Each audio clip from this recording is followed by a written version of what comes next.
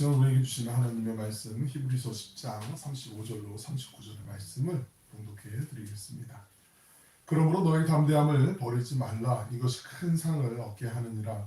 너희에게 인내가 필요함은 너희가 하나님의 뜻을 행한 후에 약속하신 것을 받기 위함이라. 잠시 잠깐 후면 오시리가 오시리니 지체하지 아니하시리라. 나의 의인은 믿음으로 말미암아 살리라. 또한 뒤로 물러가면 내 마음이 그를 기뻐하지 아니하리라 하셨느니라. 우리는 뒤로 물러가 멸망할 자가 아니요 오직 영혼을 구원함에 이르는 믿음을 가진 자니라. 아멘.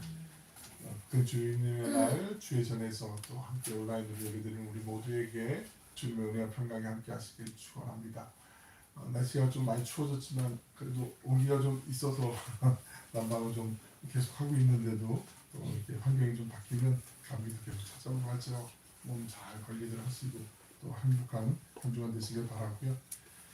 히브리서 갑자기 이렇게 10장까지 푹 넘어간다 생각하실 수 있는데 오늘 그 중간에 있는 내용들을 좀 이렇게 요약해서 말씀을 나누면 그 내용을 갖고 한번 찬찬히 읽어보시면 도움이 되실 것 같아서 반복되는 내용들이 많이 나오기 때문에 그렇게 진행을 하고 나가면 될 것 같고, 마음 같아서는 이제 내년 다음 주까지 이제 딱 히브리서를 정리하고 그리고 이제 새해부터는 또 새로운 성경을 우리가 찬찬히 나눠가면 좋겠다, 그런 생각이 있어서 조금 요약을 해서 오늘 좀 살펴보려고 합니다. 지난 시간에 나눴던 그 여호수아가 주는 안식이 있었고 예수님께서 주시는 안식이 있었다라는 거 기억이 잘 나시죠? 네. 제일 히브리서에서 지난주에 나눴던 말씀이 제일 중요한 부분이고 제일 어려운 부분이에요. 그래서 그 유대인들의 그 언어 습관, 그 은혜의 보좌라는 게, 그 은혜가 결국은 하나님을 대신하는 단어라는 거 말씀드렸잖아요. 그래서 하나님 보좌, 그 내용을 잘 기억하시면 훨씬 더 히브리서를 보는 데 있어서 훨씬 더 유익하고 도움이 될 수가 있겠죠. 여호수아가 주었던 안식은 제한적이었다라고 말씀을 드렸어요. 지역이 일단 한정이 되어 있어요. 가나안 땅에 들어가야만 그중에서 안식, 하나님이 약속해 주신 그 언약이 성취돼서 약속을 받기 때문에 언약이 이루어지는데, 그 안식도 나라가 좀 평안해야 누릴 수 있는 안식이지, 전쟁이 일어나거나 외침이 있으면 그 안식은 되게 불안전한 안식이 될 수밖에 없지만 예수님이 주시는 안식은 영원하고 평안하며 흔들림 없는 안식이다. 어디에서든지 누릴 수 있는 안식이다. 이게 가장 큰 핵심 중에 핵심이라고 보시면 될 것 같아요. 예수를 구세주로 믿고 성령께서 인을 치시고 하나님의 말씀이 내 삶에 기록되어 있다면 그 사람이 언약궤, 즉 은혜의 보좌가 되는 것이고, 그 사람이 걷는 곳, 발길이 머무는 곳이 다 뭐가 된다고 그랬죠?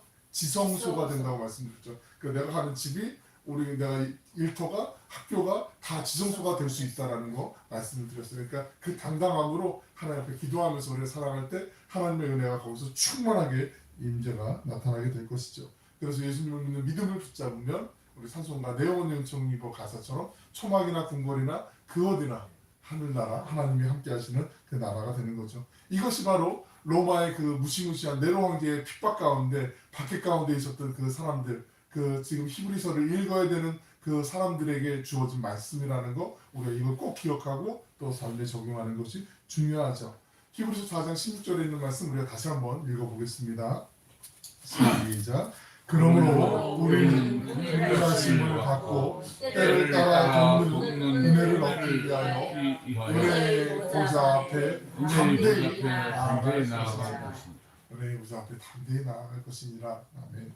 이 말씀을 선언한 후에 히브리서 5장부터 9장까지는 대제사장, 그리고 구약에 있었던 제사법, 예레미야, 지난 시간에 나눴던 예레미야가 받았던 새 언약에 대해서 다시 한번 강조하고 있죠. 그래서 정리해보면 구약에서 출애굽한 이스라엘 백성들에게 제공된 여호수아의 안식은 가나안 땅으로 이제 광야에서 인도해줬고, 가나안에서 이제 그 안식이 주어지게 되죠. 이스라엘 백성들이 가나안에 들어갈 때 광야에서 무엇을 보고 무엇을 따라갔다고 말씀드렸죠? 구름을 보고 따라갔는데 정확하게는 언약궤가 구름의 중심에 맞춰져 있고, 그리고 그 언약궤가 나아가는 대로 한 400길쯤 떨어져 있는 거리를 갔다라고 말씀을 드렸어요.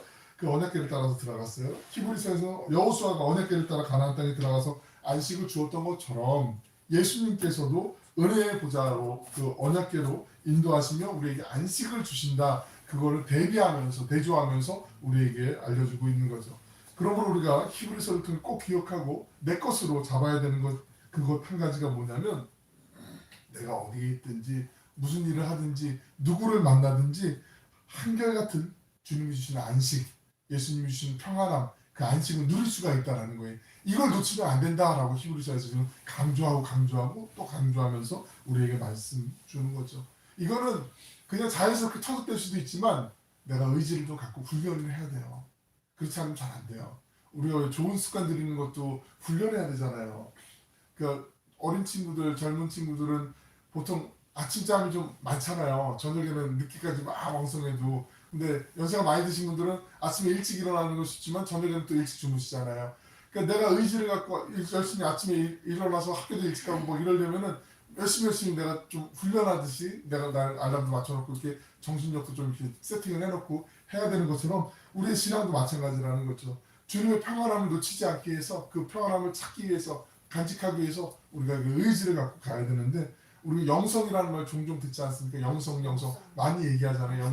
영성이 무엇인가 뭐 여러 가지 정의가 있을 수 있는데 이 히브리서 오늘 히브리서의 말씀을 근거로 해서 영성을 정의한다면 답을 한다면 내가 어느 상황에 있든지 하나님께 나아가는 거예요.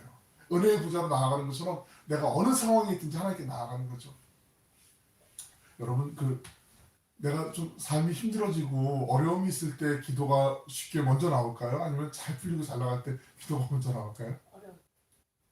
그죠? 어려울 때 먼저 하나님 하면서 도와주세요, 살려주세요. 기도가 먼저 나와요. 내가 좀 잘 나가고 막 대박인데 막 이러면은 하나님 없어서 내가 혼자 다 한 것 같고 괜히 막 우쭐해지고 막 교만해질 수 있거든요. 근데 히브리서에서 이 얘기하는 거예요. 내가 아무리 어렵고 힘겨워도 또 내가 정말 이거 감당할 수 있을 만큼 이게 되나?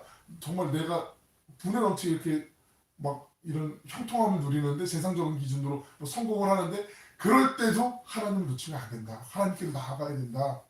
우리가 그럴 때 실족하는 경우도 많이 있거든요. 잘 나간다고 생각할 때 넘어질 때가 많이 있거든요. 그래서 바울 사도가 얘기하자면 선줄로 생각한 자는 넘어질까 주의하라. 결국은 우리 안에 연약함들이 인간은 누구나 있기 때문에 어떠한 상황에서든지 하나님의 은혜의 보좌 앞으로 나아가기를 내가 추구하는 거, 하나님께로 내가 어떠한 상황이든 나아가려고 하는 거, 히브리서에서 말씀하는 영성의 어떤 정의가 아닐까 생각을 해보게 돼요. 내가 어떤 상황에도 하나님께로 나아가야 하는 것, 하나님께 매달리는 것을 바꿔 얘기하면 누가 영성이 뛰어난 사람인가?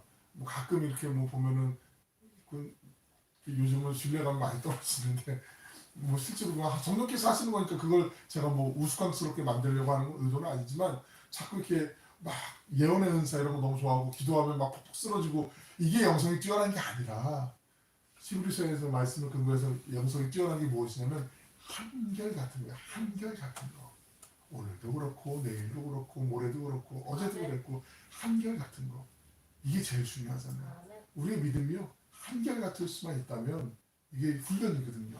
그러니까 왕년에 옛날이요. 그것도 좋지만 지금 그럼 또 내일도 모레도 계속해서 이렇게 이어가는 거 이게 제일 중요하다고 말하는 거죠. 하나님께 한결같이 나아가는 것 그것이 히브리서에서 말하는 영성이라는 거죠. 예수님께서 주신 안식은 언약궤가 있는 그 지성소 그 앞에서 주신다라고 말하고 있어요. 그런데 이제 이 선언 때문에 조금 이제 풀어야 될 구약 성경하고 좀 풀어야 되는 내용들이 이제 계속 구현돼서 4장부터 쭉 7장까지 나오고 있는데 우리 성막 그림 한번 보실까요? 지난 시간에 봤지만 성막을 보시면 제일 안쪽에 지성소라는 것이 있죠. 그리고 휘장이 가로막아 있고 그 앞에 성소가 있어요. 그리고 성소 나오면 밖에 그 뜰에 물두멍이 있죠. 그리고 앞에 번제단이 있어요. 그 앞에 입구에서 성막으로 들어가면 광야에서 이제 성전처럼 지어놓은 하나님이 이제 성막을 만들어라고 출애굽기에서 이제 명령을 하셨잖아요. 그래서 한 규빗이 보통 이제 계산하기 편하게 이제 100규빗 하면 50m를 보는데 엄밀하게 이제 팔뚝 손목에서부터 여기 팔꿈치까지 길이거든요. 한 45cm 정도에서 47cm 정도 고정 된다고 하는데 45m에서 한 50m 정도 되는 긴 폭, 작은 폭은 아니죠. 그 안에 이제 지성소가 있고 성소가 있고 그리고 물두멍이 있고 번제단이 있어요. 근데 저 지성소는 1년에 단 하루 한 번이라고 생각하는데 엄밀하게 그 하루에 3번 대제사장만이 들어갈 수 있는 거거든요. 성소는 제사장들도 들어갈 수가 있어요. 하지만 지성소 가장 거룩한 공간인 그 지성소 언약궤가 있는 법궤가 있는 증거궤가 있는 같은 말이라고 말씀드렸잖아요. 언약궤가 더 많이 나오는 표현이라고 말씀드렸잖아요. 그 언약궤가 있는 지성소는 1년에 단 하루 대속제일 그날은 7월 10일이에요. 그 날만 대제사장이 들어갈 수 있어요. 모든 이스라엘 백성들의 죄를 하나님의 백성들의 죄를 다 주님 앞에 고하고 제사를 지내고 나아가서 하나님께 용서를 구했던 그 지성소가 있는 바로 그곳에 단 하루 들어갈 수가 있었다는 거죠. 그러니까 하나님 앞에 나아갈 때 번제단 앞에서 제사를 드려요. 제사를 드리고 그 제사를 드리면서 내가 정결해지잖아요. 내가 부정했는데 죄가 있었는데 이제 정결해지고 정함을 인정을 받고 그리고 난 다음에 물두멍에서 제사를 드릴 때 막 피도 치고 막 이러면 깨끗하게 씻어야 되잖아요. 그리고 난 다음에 이제 정전 안으로 어쩌면 이제 밖에서 안으로 이제 들어가게 되는 거죠. 그리고 이제 그 지성소 안에서 성소 안에서 이제 제사장들이 이제 하나님 앞에 이런 걸 고하고 또 예배를 드리는 제사를 드리는 그 행사가 이제 진행되는 거고 대제사장만 지성소에 1년에 단 하루 대속죄일날 3번 들어갈 수 있다. 요걸 우리가 꼭 기억할 필요가 있어요. 여기서 국민하심을 받고 때를 따라 돕는 은혜를 얻기 위해서 은혜의 보좌 앞에 나아가야 하는데 그러면 이방인들 우리가 어떻게 지성소에 들어갈 수 있는가?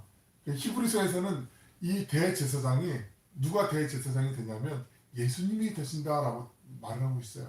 예수님이 대제사장이니까 우리가 예수님을 믿는 믿음이 있으면 예수님을 붙잡고 있으면 구주로 믿고만 있으면 우리 대제사장을 따라서 저 지성소 거룩한 곳에 아무나 들어갈 수 없는 곳에 우리도 들어갈 수 있다. 지금 이 내용을 설명하고 있는 것이거든요.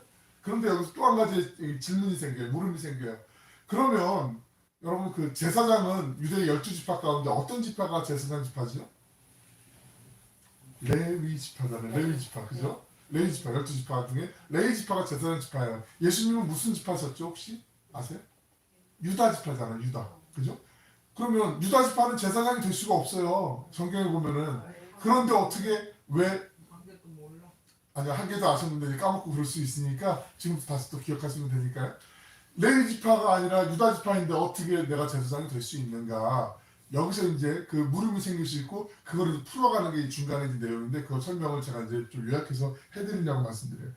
히브리서에서 제안하는 해결책은 이거예요. 창세기에 우리가 아브라함 이야기 아시잖아요. 아브라함이 멜기세덱에게 11조를 드려요. 그 예의를 다 갖춰가지고 멜기세덱에게 살레방 멜기세덱에게 11조를 드려요. 그럼 이 장면만 생각하면 아브라함 우리가 믿음의 조상으로 알고 있는 아브라함보다 멜기세덱하고 두 관계를 봤을 때 누가 좀 지위가 높아 보일까요? 멜기세덱이 11조를 받는 입장이니까 좀 더 높은 사람으로 생각할 수 있잖아요. 그것을 차용해서 이제 지금 설명을 하고 있는 거죠.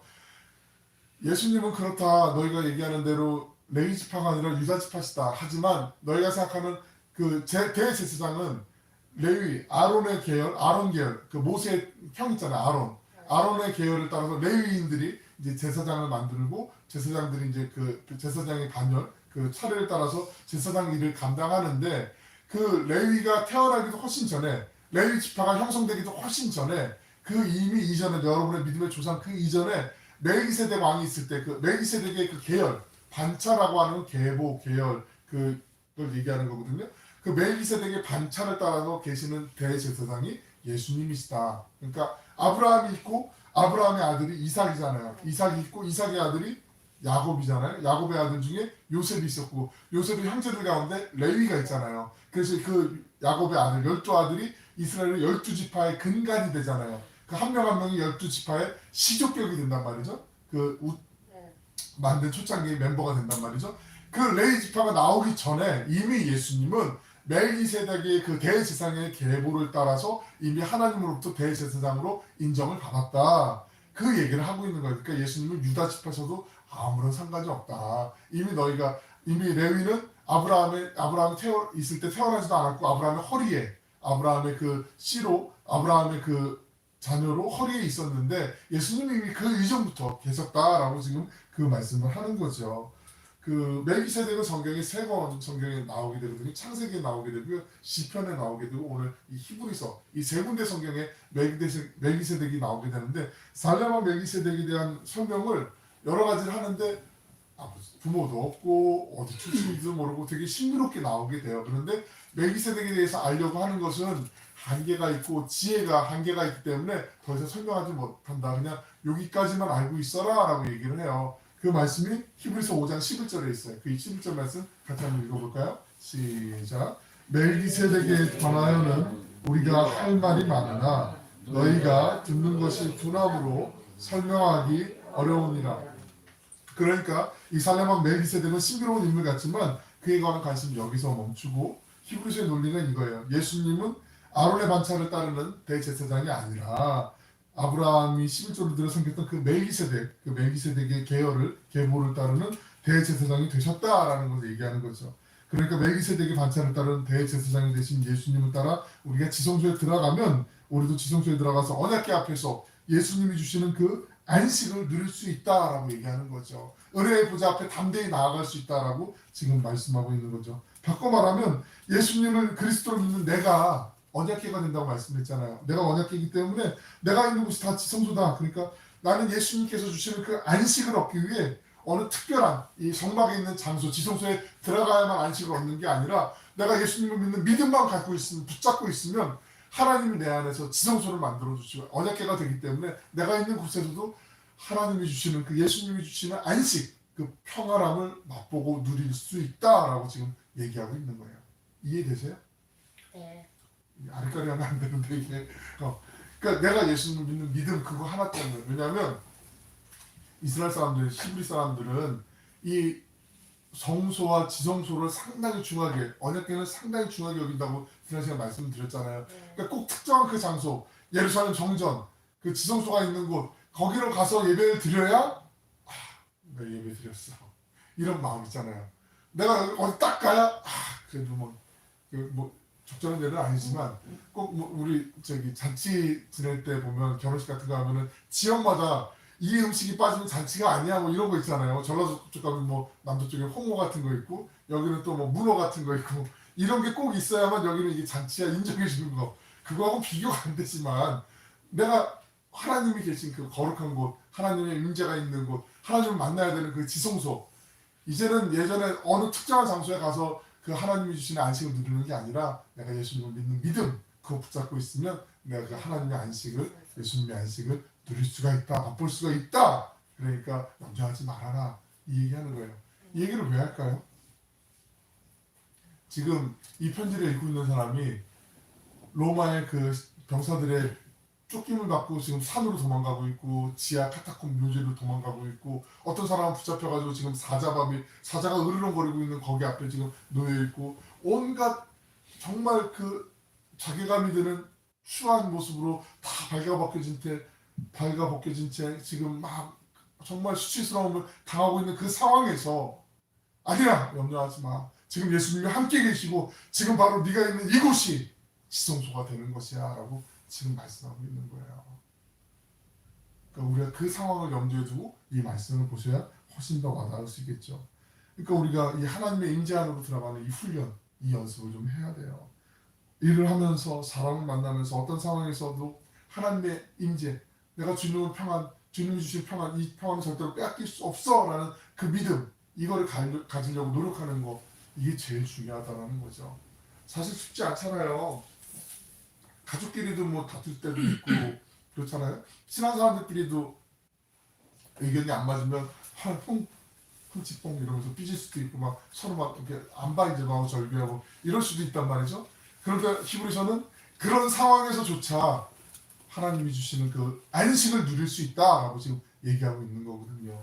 그건 내가 내 마음을 의지를 일으키지 않으면 절대 안 되죠. 절대 안 되죠. 어떻게 돼요? 지금 막 우라가 막 이렇게 올라오는데 막 입에서 막 욕도 나올 뻔하고 막 숫자로 방언도 나오고 막 동물 방언도 나오고 막 이럴 수도 있는 막 상황인데 내가 어떻게 그럴 수 있나?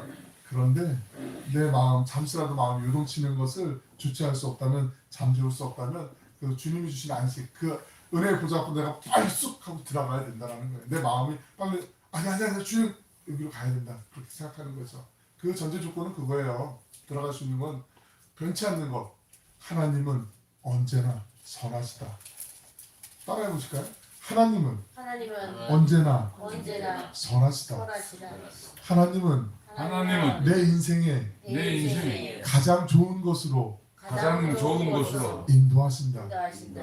이 믿음이 있어야 돼요. 그러면 악어 곡작 빈들에도 복음 들고 가오려는 찬양처럼 내가 지금 가는 곳이 사망의 음침한 골짜기라 할지라도 정말 사자가 앞에서 으르렁거리고 있는 주변에 보니까 다 원수들밖에 없어요. 마귀들밖에 없어요. 이런 상황에서도 아니야! 하나님은 반드시 이 게임에서 승리를 주실 거야. 나를 위로하시고 나를 안식을 누리게 해주실 거야. 그 믿음이 생기면 그 은혜를 기대하면서 나아가는 거죠. 그 믿음이 생길 수 있도록 하나님, 내가 하나님을 믿습니다 하고 붙잡는 거죠. 그때 우리의 마음이, 감정이 태도가 되지 않겠죠. 막 하라는 대로 막 열받는 대로 막 하고 난 다음에 아유 조금 내가 참을 걸 후회하는 경우들이 있잖아요. 네. 그죠? 저하고 우리 권사님 두 명만 있는 것 같은데 아닌가? 그런 경우들이 얼마든지 있단 말이에요. 그때 하나님 그래요. 제가 부족한 거 저도 잘 알고 하나님 더 잘하시잖아요. 하지만 하나님 신실하시고 하나님 선하신 거 알고 그 믿음을 내가 빼앗기지 않기 원하면 믿겠습니다 하고 그 믿음으로 나아가는 거. 이 히브리서를 읽는 사람들에게 그 믿음을 계속 갖기를 원하고 그 믿음을 우리가 다시 한번 확인하길 원하면서 히브리서가 계속 전개되고 있다는 거 우리가 기억해야 돼요. 여기서 멈추면 안 되고 이제 새 언약으로 나아가야 돼요. 언약이 달라졌어요. 예전에 그 모세를 통해 십계명으로 줬던 그 시내산 언약이 있었고, 그리고 이제 예레미야 지난 시간에 우리 나눴었죠. 30장, 31장, 31절, 32절, 33절 중요한 말씀이라고 말씀드렸잖아요. 네. 그 예레미야 31장 그래서 삼일교회가 그런 이름으로 생겼다라는 말씀드렸는데 그 예레미야에게 주신 새 언약, 우리 마음에 새겨 주신 그 새 언약이 있다라고 말씀을 드렸잖아요. 그러니까 우리의 마음이 이제 돌판이 아니라 우리의 마음에 하나님이 새 언약을 새겨 주신 거예요.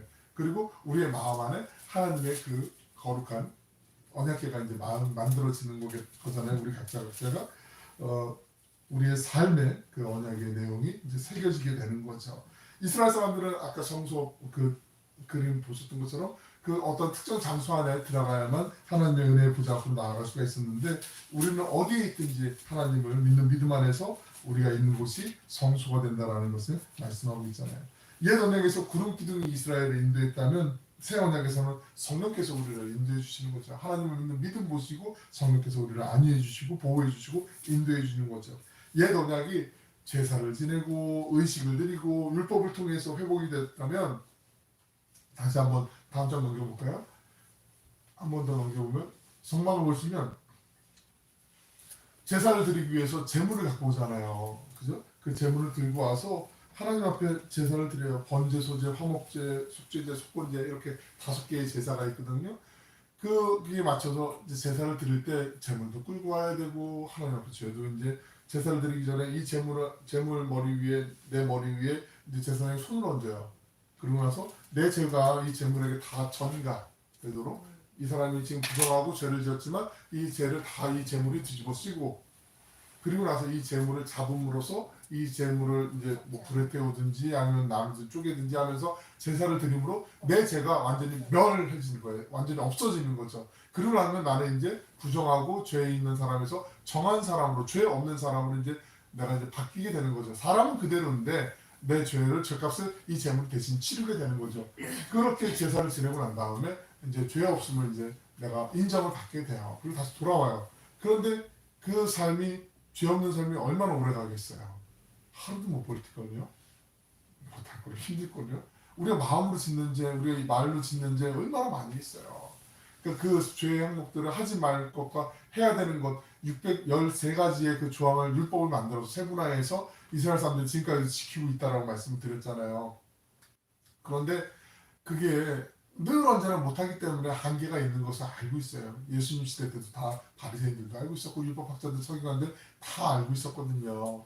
그런데 이제 새 언약이 주어짐으로 그 늘 언제나 그 죄물을 들고 나아가야 했던 이런 제사 제도들 이 율법에 얽매였던 것들을 예수님이 다 풀어주셨어요. 그래서 이제는 너무 정말 우리의 노력 없이 얻는 것 같지만 그래도 정말 큰 은혜고 선물이죠.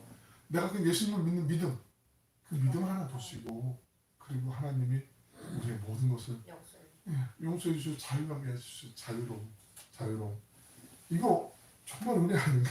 정말 은혜 아닌가요? 제사도 이제 달라지고 율법도 달라지고 하나님 앞에 나아갈 수 있는 은혜가 넘쳐나게 되는 거죠. 그런데 우리가 이렇게 새 언약이 주어졌는데도 가끔 보면 옛 언약의 방식대로 신앙생활하는 경우들이 종종 있어요.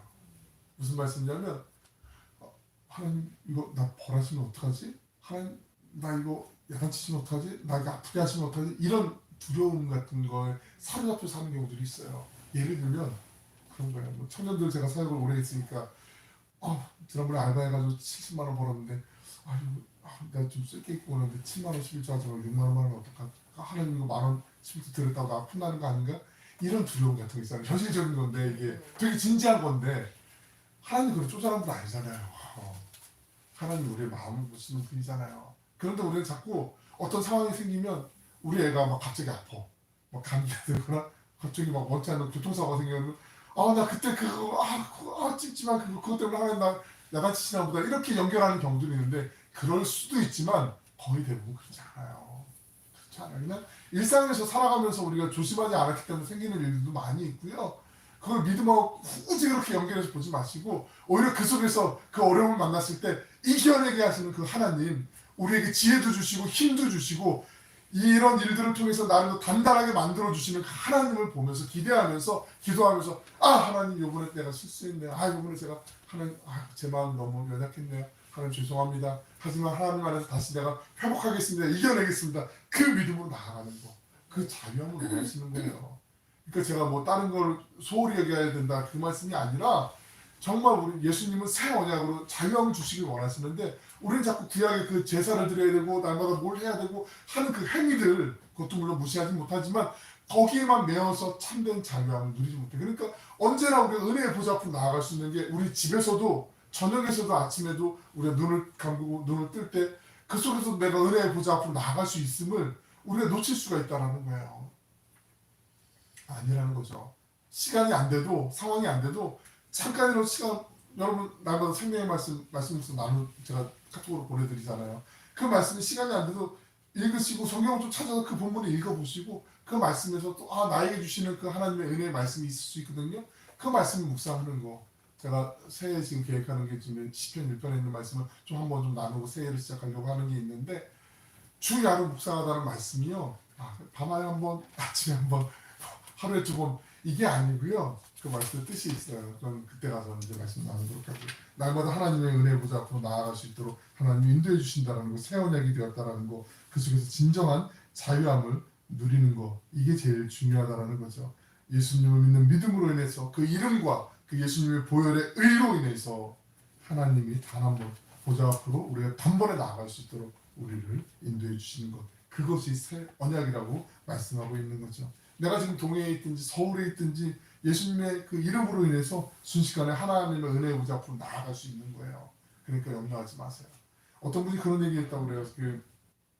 되게 저도 감동을 많이 받았는데 대한항공 그 기장이신데 그 성경 공부하는 모임에서 이제 이 말씀을 나누고 난 다음에 이제 비행기 딱 타는데 한 목사님에게 문자를 이제 딱 보냈대요. 목사님 제가 지금 뉴욕에 갑니다. 지금부터 이 비행기는 K 뭐뭐뭐가 아니라 지성소입니다. 제가 언약계이기 때문에 지성소가 됐습니다. 이 지성소가 지금 뉴욕까지 갑니다. 목사님 함께 기도해 주십시오. 이렇게 문자를 보냈는데 그 목사님이 그 문자를 보고 너무나 기쁘고 감사했다고. 우리가 이제 그 머릿속으로만 아는 것보다는 내 삶에 적용하는 게 중요하잖아요.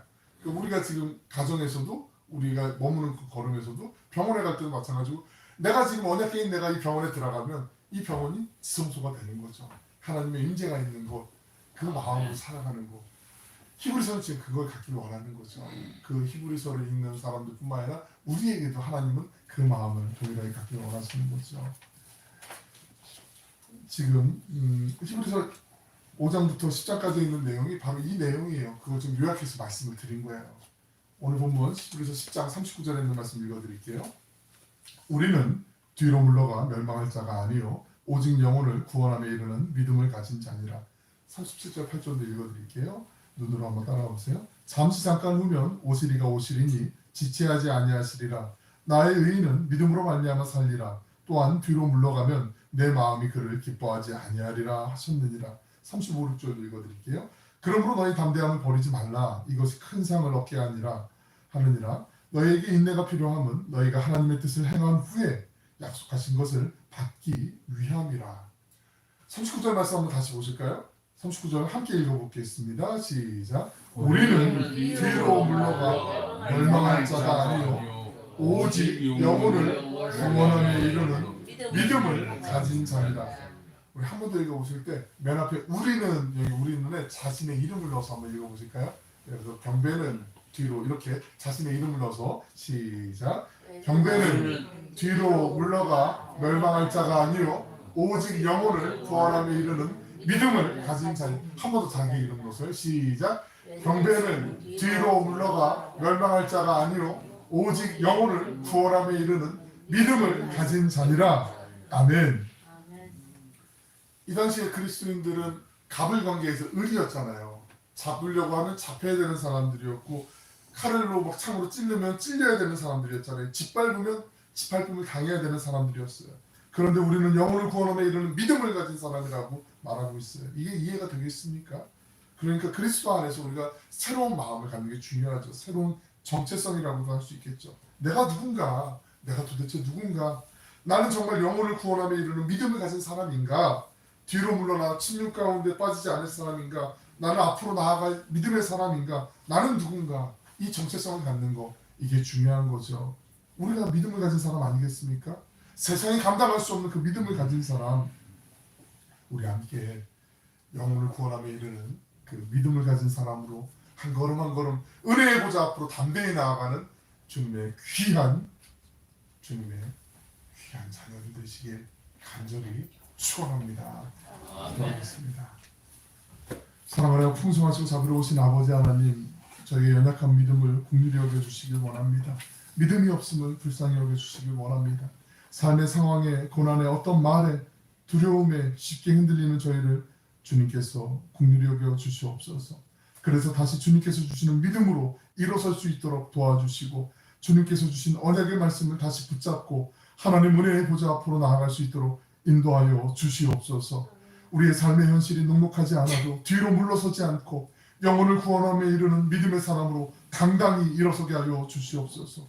이 한 주간 우리의 감정과 생각이 앞서고 흔들릴 때 하나님의 사람으로 예수님을 믿는 믿음 안에서 성령님의 도우심을 따라 하나님의 임재 안으로 속히 들어가는 그 시간이 더욱 많아지게 하여 주시길 원합니다. 그리하여 하나님의 영광을 위해 쓰임받는 저희 모두가 되게 하여 주시옵소서. 사랑이 많으신 예수님의 이름으로 기도 올리옵나이다. 아멘.